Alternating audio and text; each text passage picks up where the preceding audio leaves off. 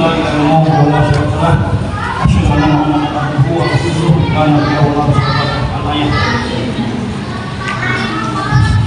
Bapak-bapak, jamaah salat Isya sekaligus dilanjutkan dengan jamaah tarawih insyaallah dengan Allah Subhanahu wa taala. Kita bersyukur kepada Allah Subhanahu wa taala. Juga hari ini kita dipertemukan oleh Allah kembali di dalam bulan penuh dengan berkah, yaitu bulan Ramadan. Untuk itu kita bersyukur kita masih diberi kesehatan, diberi waktu luang,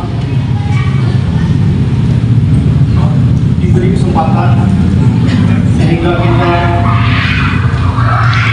dipertemukan kembali di bulan Ramadan di tahun 1445 Hijriah. Salam dan salawat kami kita panjatkan Nabi besar kita Nabi Muhammad Sallallahu Alaihi Wasallam.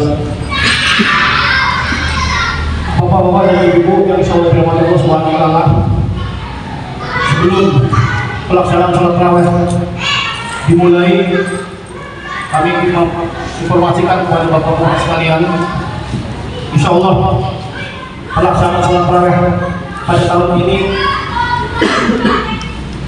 kita akan coba usahakan semaksimal mungkin untuk lebih baik daripada tahun kemarin, sehingga tarawih pada tahun ini kita akan coba untuk melaksanakan setiap tarawihnya itu setengah juz. Jadi setiap malam kita akan sholat selama setengah juz, sehingga bapak-bapak dan ibu-ibu yang belum pernah mengatamkan Al-Quran, maka apabila sholat di sini maka selama 1 bulan kita khatam sekalipun itu setengah juz. Karena setiap hari kita akan melaksanakan setengah juz dari juz pertama sampai ke juz 30. Mudah-mudahan niatan kita tetap istiqomah untuk bisa menjalankan apa yang kita silakan untuk mendekatkan ketakwaan kita lalu tetap takut, supaya di akhirnya kita mendapat ketakwaan kepada Allah Subhanahu wa taala. Itu yang sebelum-sebelumnya ada kultum Ramadan, maka insyaallah di tahun ini setelah kita sholat isya dan sholat sunnah maka kita akan melaksanakan langsung ibadah tarawih bersama. Dan ada pun adik-adik yang mendapat tugas dari sekolah untuk mengisi buku catatan mungkin bisa langsung diserahkan kepada imamnya nanti. Ya, judulnya mungkin ibadah. Jadi adik-adik yang mau buku kita catatan pertama maka kita serahkan kepada imam sholat setiap harinya. Dan insyaallah dalam kesempatan ini kita akan diisi oleh beberapa ustaz dan insyaallah sekitar 15 ustaz untuk bisa melaksanakan atau bisa menyelesaikan bacaan kita selama 30 hari 30 juz, tapi kita hanya diatur setengah juz per malam. Mudah-mudahan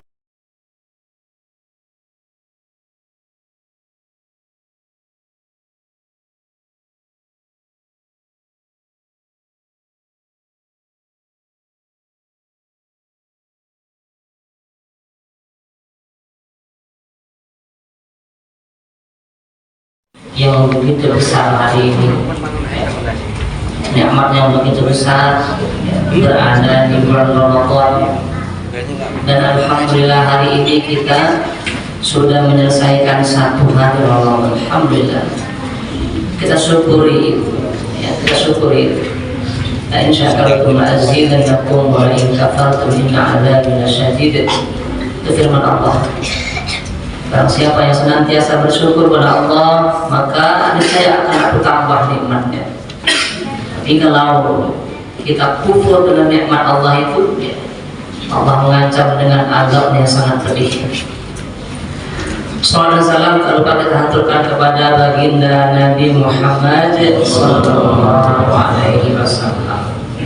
Mudah-mudahan, ya, mudah-mudahan karena kita selalu berjuang menggenggam sunnahnya sampai hari kiamat nanti kita akan mendapatkan syafaat beliau. Amin, Allahumma amin. Jemaah rahmatullah, Allah hadirkan puasa itu bukan untuk membebankan manusia. Menurut Al-Ansar, salah satu kitab besarnya Lataiful Ma'arif, Lataiful Ma'arif. Apa itu Lataiful Ma'arif?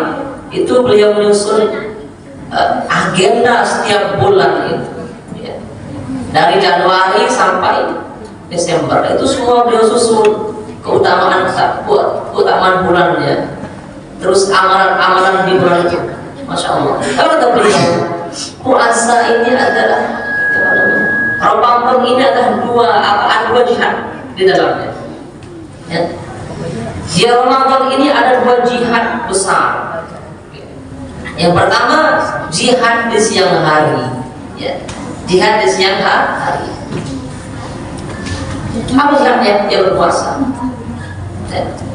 Jihad yang kedua adalah menghidupkan sholat malam, itu tarawih dan tahajud, yaitu perbanyak sujud, karena surga tidak akan bisa dapat hanya dengan berdoa. Hari ini konteksnya apa?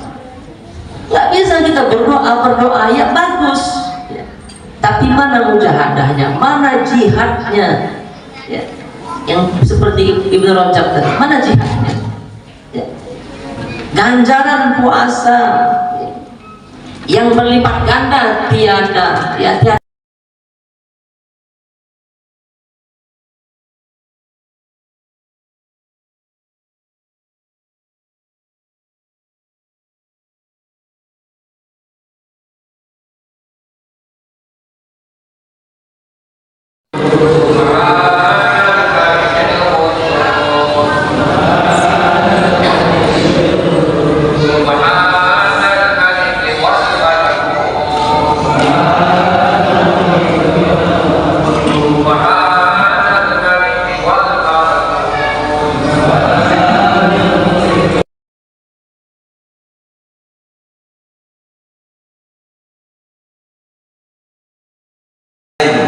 adalah dalam rangka ibadah kepada Allah, ikhlas karena Allah, tidak karena siapapun, tapi karena Allah Subhanahu wa Ta'ala.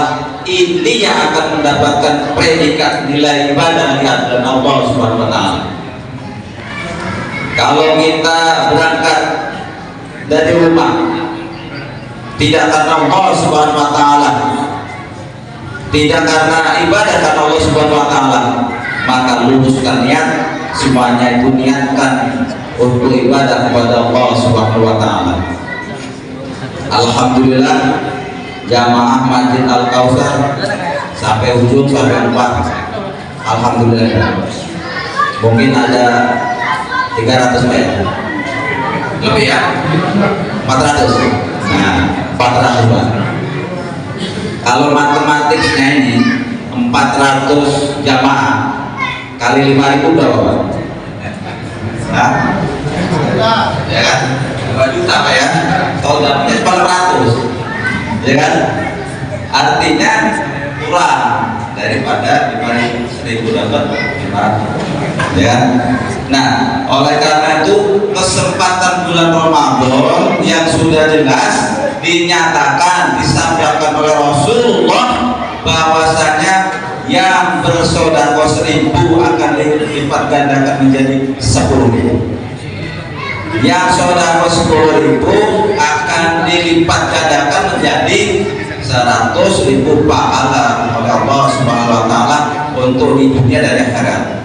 Coba nyatakan, buktikan janji Allah Subhanahu wa Ta'ala, buktikan. Besok Bapak ngasih 20.000 nanti akan menjadi 200.000 min haitsul la yahtasib, ya kan? Maka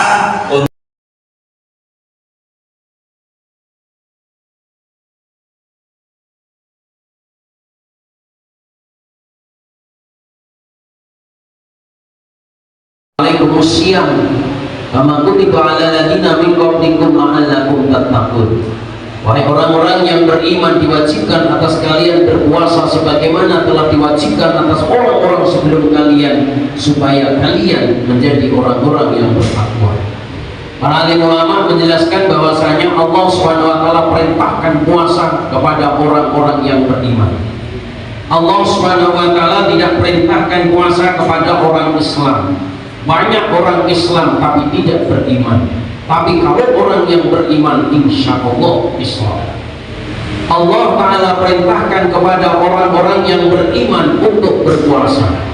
Jadi kalau orang yang Islam dia berpuasa berarti iman. Dia Islam tapi dia tidak berpuasa berarti dia tidak iman.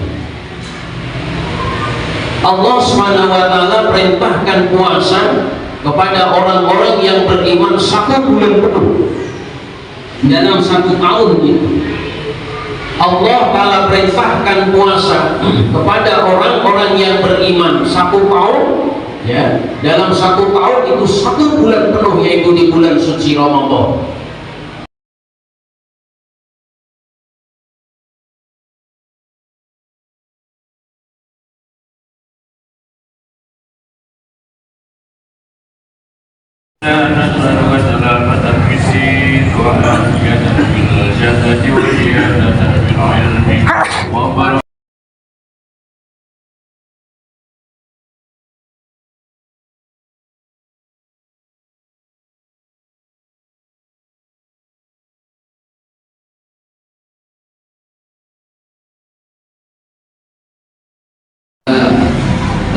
Weekend sore, siang, malam, terus pada juga waspada jadinya hal yang tidak diinginkan.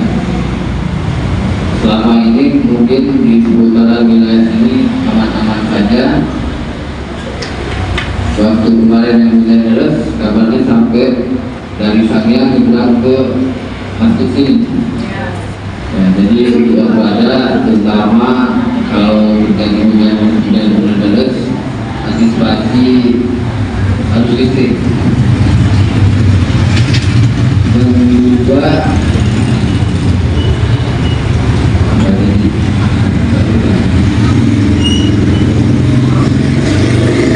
masalah ini, kalau perlu kita itu himbau ke warga-warga kita yang dapat bantuan beras.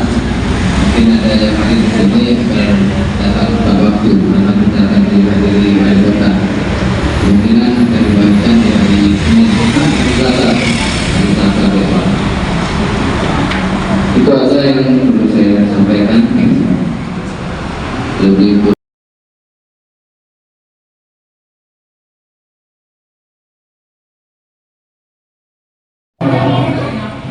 mulai dari turunnya malam Lailatul Qadar, nuzulul Quran,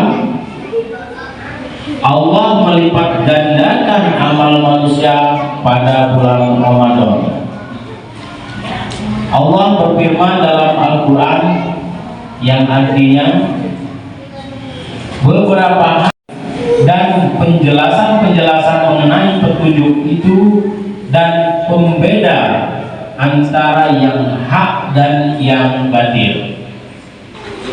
Karena itu, barang siapa di antara kamu hadir di negeri tempat tinggalnya di bulan ini, maka hendaklah ia berpuasa pada bulan ini. Dan barang siapa sakit atau dalam perjalanan lalu ia berbuka, maka wajiblah baginya berpuasa sebanyak hari yang ditinggalkannya itu pada hari-hari yang lain. Allah menghendaki kemudahan bagimu dan tidak menghendaki kesukaran bagimu. Dan hendaklah kamu mencukupkan bilangannya, dan hendaklah kamu mengagungkan Allah atas petunjuknya yang diberikan kepadamu, supaya kamu bersyukur. Quran surat Al-Baqarah ayat 185. Ada lagi malam yang sangat bernilai, tinggi di bulan Ramadan? Apakah amalan itu? Amalan itu adalah bersedekah. Allah melipat gandakan amalan sedekah 10 kali lipat pada hari-hari biasa. Namun pada bulan suci Ramadan Allah melipat gandakan hingga tak terhingga. Ada pengaruh sedekah bagi seseorang. Tentu saja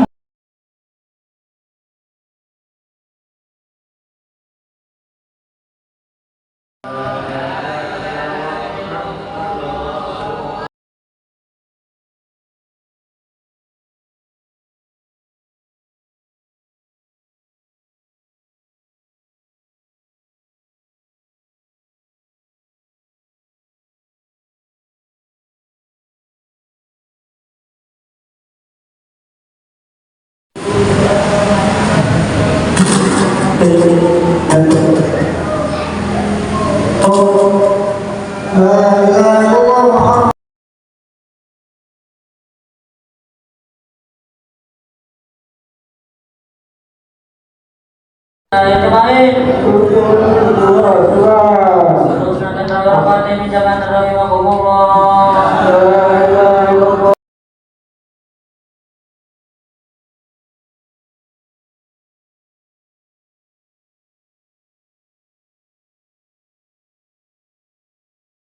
Allahumma sholli ala sayyidina Muhammad wa ala ali sayyidina Muhammad. Sallallahu alaihi wa sallam jami'an rahimakumullah.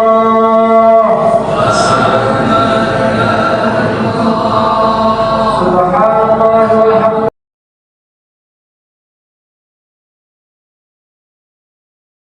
Beliau dikisahkan pernah memborong dagangan dari kota Syam dan dibawa pulang ke Madinah.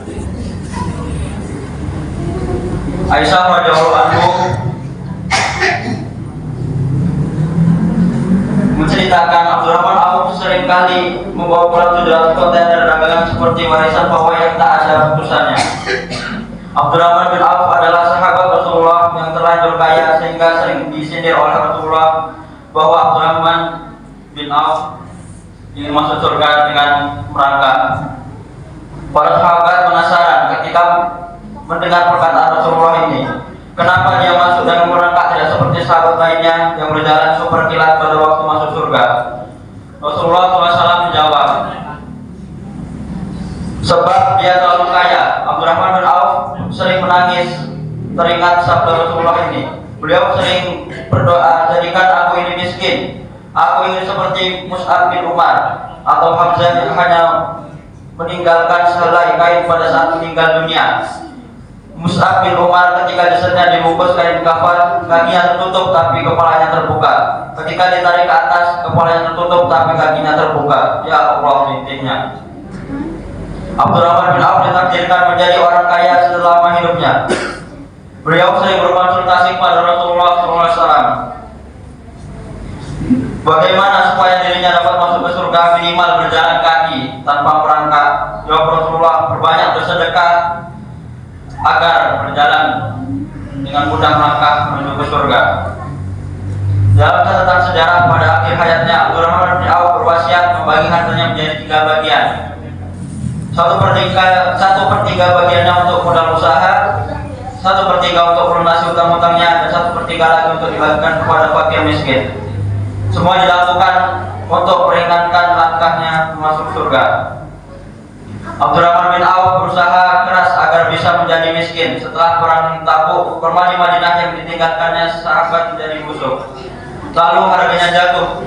Abdurrahman bin Auf lalu memborongnya semua kurma yang busuk itu supaya hartanya berkurang dan dia jatuh miskin.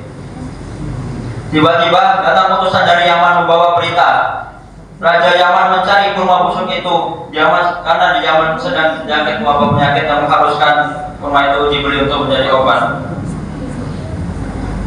Utusan Raja Yaman berniat memborong semua kurma Abdurrahman bin Auf dengan harga 10 kali lipat dari harga kurma biasa. Allahu Akbar. Orang lain berusaha keras jadi kaya, sebaliknya Abdurrahman bin Auf malah berusaha keras jadi miskin, tapi selalu gagal. Benarlah firman Allah, wahai manusia, di langit ada rezeki bagi kalian, juga semua karunia yang dijanjikan pada kalian. Quran Surah Az-Zariyat ayat 22. Abdurrahman bin Auf pernah memberikan dagangannya sebanyak 700 ekor unta untuk dibagikan kepada penduduk Madinah. Ia juga berwasiat agar setiap muslim yang ikut perang Badar yang masih hidup diberi 400 dinar dari hartanya.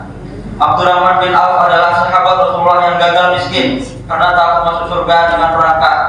Ia makin gencar memperbelanjakan hartanya di jalan Allah. Alih-alih hartanya berkurang karena disedekahkan, yang ada malah terus bertambah. Masya Allah. Bahkan tercatat saat Abdurrahman bin Auf saat wafat masih meninggalkan harta sebesar 2.560.000 dinar, setara 3.072 triliun. Sahabat lain yang juga gagal miskin adalah Utsman bin Affan.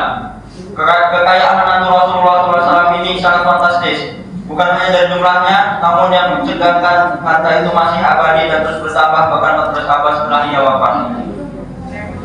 Suatu kali Utsman mewakafkan kebun beserta isinya 1.500 batang pohon kurma. Kebun ini terus menghasilkan dan terkelola dengan baik sekalipun penguasa wilayah Madinah silih berganti.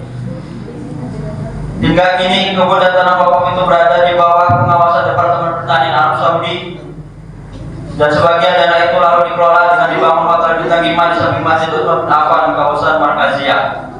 Hingga hari ini tercatat saldo di rekening atas nama Utsman bin Affan mencapai 2.942.942.750.000 rupiah dengan tambahan nilai 50 juta rial atau setara dengan 16 miliar per tahunnya.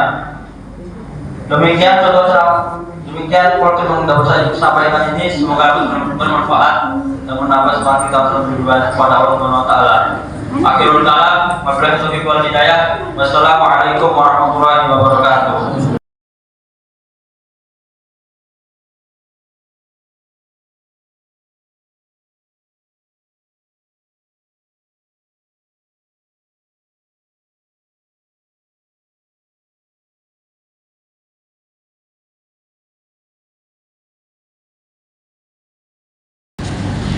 Bapak Ibu jamaah sholat isya yang dirahmati Allah Subhanahu wa taala.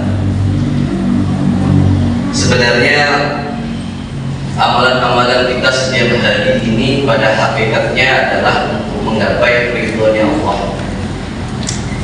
Ada yang mendawamkan membaca tadarus Al-Quran, ada yang cuma bersedekah dengan dasar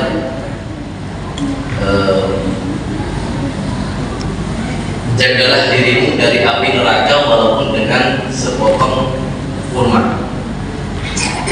Ada juga yang beristiqomah bersolawat. Kita tahu bahwanya barang siapa bersolawat 1 kali kepada Nabi Muhammad akan membalas 10 kali. Artinya Nabi Muhammad akan mendoakan si fulan bin fulan untuk dimohonkan ampun kepada Allah Subhanahu wa taala. Ada juga yang mendawamkan beristighfar dengan dasar surat Al-Quran surat An-Nisa. A'udzubillahi minasyaitonir rajim. Bismillahirrahmanirrahim. Wa may ya'mal su'an aw yadhlim nafsahu thumma yastaghfirullah thumma yastaghfirullah thumma yastaghfirullah yazidillaha ghafurur rahim. Dan barang siapa yang berbuat kejahatan dan menganiaya dirinya kemudian dia memohon ampun kepada Allah, niscaya dia mendapati Allah Maha Pengampun lagi Maha Penyayang. Bapak Ibu yang dirahmati Allah, berkaitan dengan istighfar, mari kita sedikit menjelas bahwasanya Rasulullah SAW telah banyak sekali memberikan doa-doa yang berkaitan memohon ampun kepada Allah Subhanahu wa taala. Salah satunya yang paling masyhur adalah Sayyidul Istighfar. Sayyidul Istighfar. Kenapa disebut Sayyidul Istighfar? Karena disebut di situ kumpulan doa-doa yang dijadikan satu oleh Rasulullah dan dinamakan penghulunya istighfar, atau kalau di para ulama rahasianya doa. Bagaimanakah bunyinya? Bismillahirrahmanirrahim. Allahumma anta rabbi la ilaha illa anta khalaqtani wa ana 'abduka wa ala ahdika wa wa'dika mastata'tu a'udzu bika min syarri ma sana'tu abu'u laka bi ni'matika 'alayya wa abu'u laka bi dhanbi faghfir fa innahu la yaghfiru dhunuba illa anta. Allahumma anta rabbi, ya Allah, engkau adalah Tuhan. La ilaha illa anta, tidak ada Tuhan yang patut disembah kecuali Allah Subhanahu wa taala. Engkau Allah. Khalaqtani, yang menciptakan aku. Bahwasanya di sini harus memang spesialnya Sayyidul Istighfar tidak diawali dengan astagfirullah, justru dengan tauhid. Allahumma anta rabbi wa ana 'abduka, dan aku adalah hambamu. Nah, ini berkaitan dengan aku adalah hambamu. Ini sesuai dengan Al-Quran surat terakhir, surat Al-Fajr. Bismillahirrahmanirrahim. Ya ayyuhan nafsul mutmainnah, irji'i ila rabbika radiyatan mardiyah fadkhuli fi 'ibadi wadkhuli jannati. Jadi di sini Allah mengatakan sebelum fadkhuli jannati, Allah mengatakan fadkhuli fi ibadi. Wahai jiwa-jiwa yang tenang, kembalilah kepada Tuhan dengan hati yang ridho dan diridhoinya, maka masuklah ke dalam golongan hamba-hambamu dan masuklah ke dalam surga. Jadi status hamba ini adalah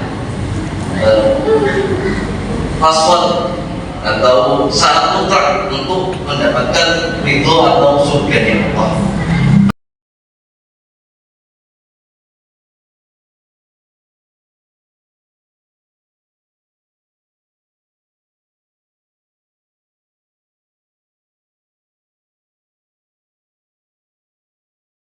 Allahumma barik lana fi Sya'ban wa balighna Ramadan. Ya Allah, berkatilah kami pada bulan Sya'ban dan sampaikan kami pada bulan suci Ramadan. Sya'ban itu telah pergi, Ramadan datang. Mungkin di antara kita ada yang menyamai doa khatib itu dengan harapan besar. Allah Subhanahu wa taala sampaikan kita di malam bulan suci ini, maka doa kita sesungguhnya telah dikabulkan oleh Allah Subhanahu wa taala. Tetapi tidak ada jaminan kita bisa maksimal, bisa baik menjalani suatu puasa ini, melainkan dengan ikhtiar dan usaha kita sendiri.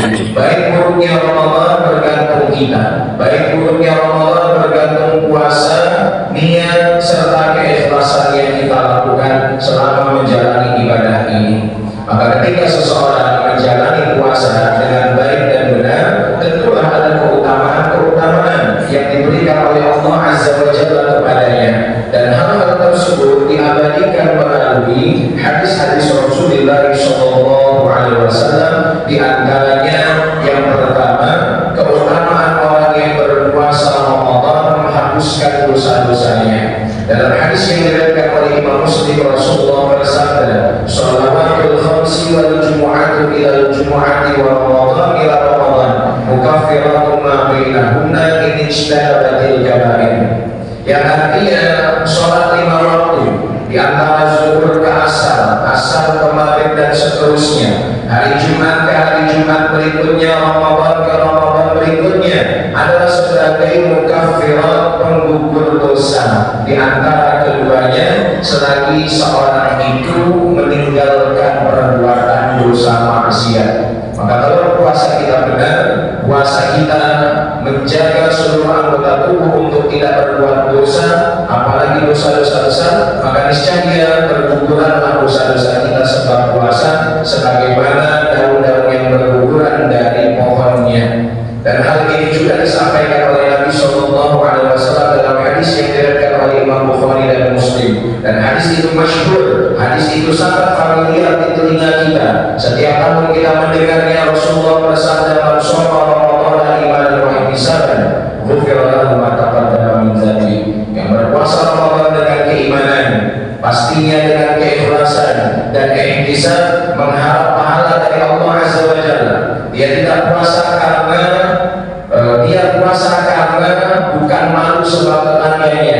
Dia puasa bukan karena seremonial adat tahunan yang menjadi semangat 15 hari pertama saja, tetapi dia betul-betul puasa ihtisab, mengharap pahala dari Allah, maka diampunilah dosa-dosanya yang telah lalu.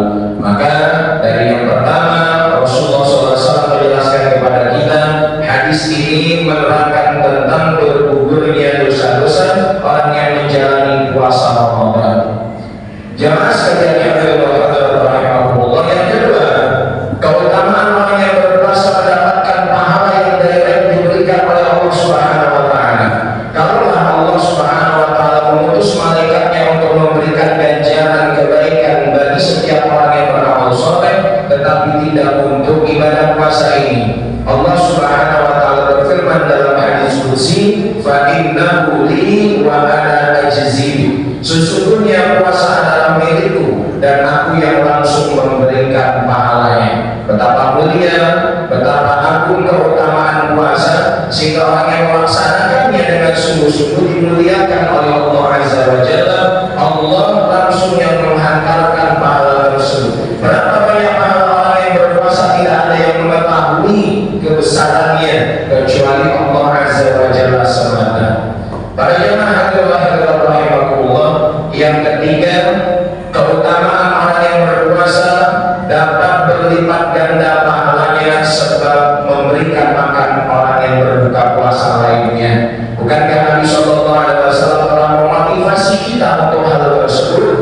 Tinggal pertanyaannya, apakah kita sudah mengamalkan atau belum? Ketika kita berpuasa, bagaimana kita bisa menunjukkan kebaikan agar orang lain juga bisa berpuasa, ataupun kita memberi makan orang lain untuk berbuka puasa? Hadis riwayat Ahmad menjelaskan, "Man fattara sha'iman kana lahu mithlu ajrihi ghayra an yanqusa min ajri sha'imi syai'an." Barang siapa yang memberikan makan orang yang berbuka puasa, maka dia mendapatkan pahala dari orang yang berpuasa tersebut tanpa mengurangi pahalanya sedikit pun. Jadi nanti di akhirat, orang yang mengedepankan multi level amal dalam kehidupannya, bukan hanya dia yang beramal soleh, tapi dia juga berpikir, dia memiliki kerisauan bagaimana orang lain ikut bisa beramal soleh. Mulai dari dia menunjukkan kepada satu kebaikan atau memudahkan satu jalur untuk kebaikan, ataupun dia membantu orang lain untuk menunaikan kebaikan, seperti contoh memberi makan orang yang buka puasa. Di akhirat nanti orang yang demikian akan terkejut dan kaget karena mendapatkan pahala puasa ratusan ribu, mendapatkan pahala haji dan umrah padahal dia belum pernah menginjakkan kaki ke tanah suci, mendapatkan pahala jutaan sedekah. Apa penyebabnya? Karena dia memotivasi, dia memberitahu keutamaan kepada orang yang mampu, orang yang bisa melaksanakan ibadah-ibadah tersebut, sehingga sebab semangatnya, motivasinya orang itu berangkat haji dan umrah, maka dia mendapatkan pahalanya. Sehingga sebabnya orang tersebut tergugah hatinya untuk memberikan makan dan minum bagi orang yang berbuka puasa, maka pun dia mendapatkan pahalanya tanpa mengurangi pahala orang yang berbuka puasa sedikit pun. Para jemaah Bapak Ibu sekalian rahimahullah, yang keempat, keutamaan orang yang berbuka, yang menjalani ibadah puasa, bukan hanya di dunia diperlakukan khusus oleh Allah, tetapi juga di akhirat nanti Allah akan perlakukan mereka sebagai tamu VIP. Di dalam hadis yang diriwayatkan oleh muttafaqun alaih, Rasulullah sallallahu alaihi wasallam bersabda, "Inna fil jannati baban yuqalu lahu rayyan yadkhulu minhu sha'imuna yaumil qiyamah." Orang-orang yang berpuasa di surga nanti akan masuk ke dalamnya melalui satu pintu ar-rayyan yang khusus disediakan bagi orang yang gemar berpuasa. Dalam hal ini, para ulama menjelaskan bukan hanya menjalani puasa Ramadan Ramadan, meskipun keutamaannya terkhusus dengan orang yang puasa di bulan suci ini, tetapi begitu juga setelah Ramadan, bekas semangat puasa itu tidak hilang. Dia memulai dengan puasa-puasa sunnah karena kekasihnya tercinta Nabi Muhammad SAW melaksanakannya, maka di akhirat nanti Allah akan persilahkan orang-orang tersebut untuk memasuki surga dari satu pintu yang sangat spesial yang dinamai Ar-Rayyan. Begitu indah, keutamaan besar, keutamaan yang tinggi bagi orang yang menjalani ibadah puasa Ramadan.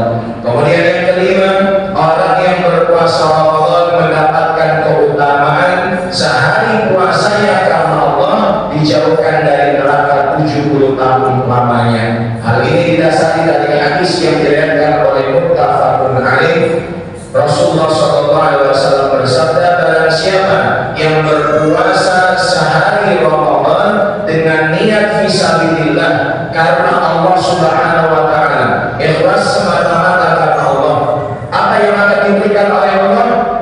Ba'adallahu bainahu wa bainan nari sab'ina sanah, maka Allah akan menjauhkan antara dirinya dan api neraka sejauh 70 tahun. Kita mengetahui bahwa berapa kadar lama waktu di akhirat. 1 tahun akhirat itu bukan seperti 1 tahun dunia. 1 hari akhirat itu bukan seperti 1 hari dunia. Tetapi Nabi SAW menjelaskan, wal yawmu kana miqdaruha alfa sanah. 1 hari akhirat setara dengan 1000 tahun dunia.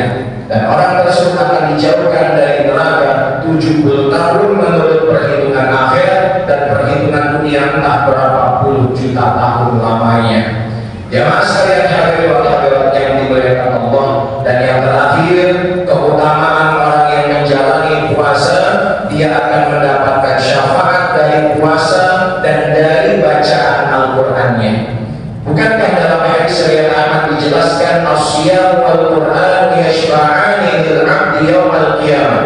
Al-Qur'an, puasa akan memberikan syafaat bagi hamba Allah yang melaksanakannya pada hari kiamat. Ketika di hari kiamat lidah kita terkunci, seluruh tubuh kita menjadi saksi di hadapan Allah, maka Allah akan mengizinkan puasa dan bacaan Al-Quran seseorang untuk bersaksi di hadapannya. Maka puasa akan berkata, ya Allah, mana'tuhum ta'am wa syahwat wa syaraf. Ya Allah, sesungguhnya sebab aku, dia telah menahan lapar, haus dan nafsu syahwatnya. Maka pada hari ini Allah izinkan saya untuk memberikan syafaat pertolongan bagi orang yang berpuasa semasa di dunianya. Kemudian juga Al-Quran berkata, ya Allah, mana'tuhum nauma, sesungguhnya saya mencegah dia untuk tidur di malam hari, sebab dia merojaah Al-Quran, target hataman Quran, dia membaca Al-Quran di bulan suci Ramadan dan selainnya, maka kurang istirahatnya, kurang tidurnya. Maka ya Allah, izinkan saya pada hari ini untuk memberikan syafaat baginya. Ini keutamaan-keutamaan yang bisa didapati oleh orang yang berpuasa Ramadan, dengan catatan puasanya sesuai perintah Allah, mengikuti sunnah Nabi Muhammad SAW. Oleh sebab itu